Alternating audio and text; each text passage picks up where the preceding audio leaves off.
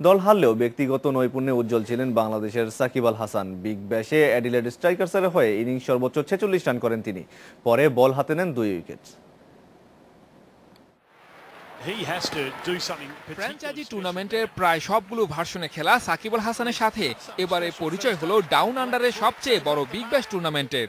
Adelaide স্ট্রাইকার্সের jersey গায়ে খেললেন সাকিব আর নিজের ছাপ রাখলেন প্রথম ম্যাচে। সিডনি সিক্সার্সের বিপক্ষে যখন ব্যাট হাতে নামেন তখন 32 রানে 3 উইকেট খুঁয়ে ধুঁকছে দল। সেখান থেকেই ইনিংস মেরামতের দায়িত্ব নিজের কাঁধে নিলেন সাকিব। ডাবলস নিয়ে রানের খাতা খুললেন বিশ্বসেরা অলরাউন্ডার। প্রথম বাউন্ডারি হাঁকান ব্রেডলিকে। বিশাল এক ওভার বাউন্ডারিতে কিফিকে আছড়ে ফেলেন গ্যালারিতে।